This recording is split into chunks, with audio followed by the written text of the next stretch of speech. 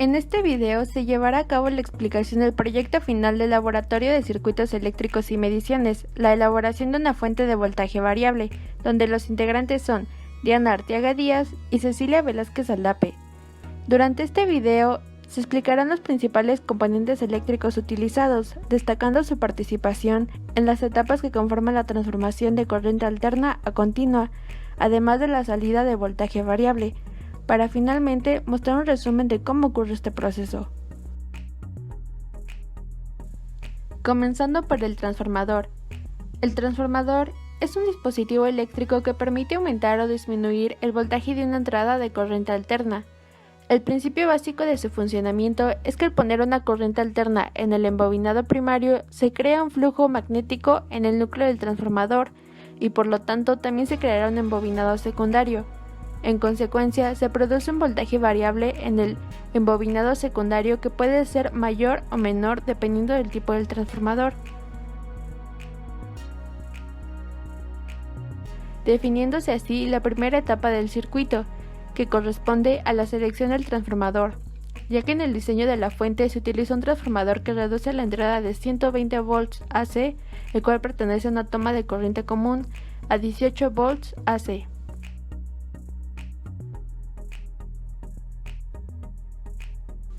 El siguiente componente a describir es el puente de diodos. El puente de diodos es un componente que está formado por 4 diodos conectados, aunque muchas veces se refiere como puente rectificador.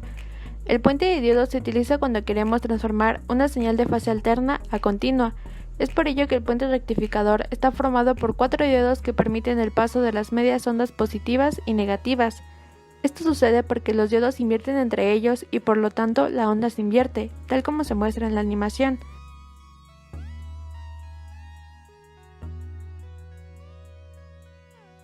Teniendo así en la salida del puente solo medias ondas positivas, describiendo la etapa de rectificación de onda completa.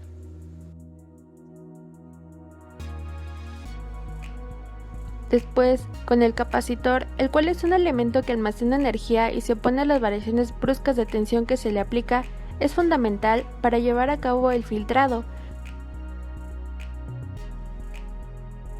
donde el capacitor se carga y descarga continuamente con los picos de tensión de DC pulsada, produciendo en la salida una tensión de DC atenuada, siendo que se forma un filtro capacitivo con el propósito de dar como resultado una señal de corriente continua, cuya tensión no varía en el tiempo.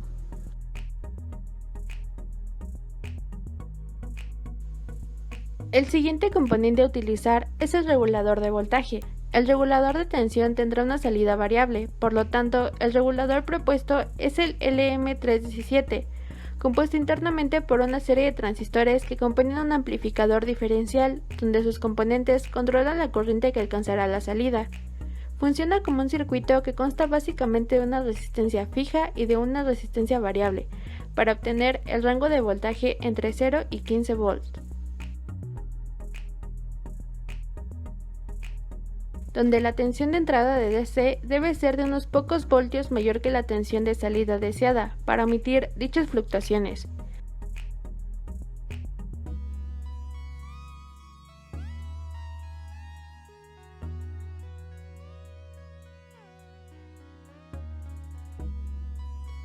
Por último, se agregará una filtración de salida, la cual corresponde a la última intervención de capacitores para verificar que la tensión proporcionada por el regulador tenga la mayor linealidad posible y propicie un correcto funcionamiento de la fuente de voltaje variable, ya que con este último filtrado se tomará el voltaje requerido.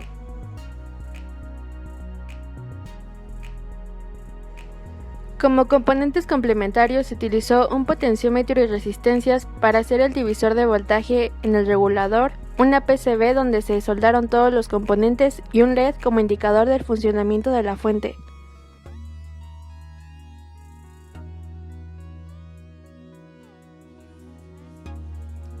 Aquí tenemos el ensamblado final de nuestra fuente de voltaje.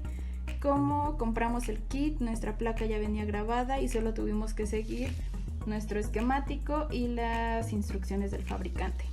Aquí tenemos nuestro transformador para transformar nuestra energía, nuestro voltaje alterna a directa, y para cambiarlo Tenemos un voltaje de 0 a 15 volts y se cambia con nuestro potenciómetro.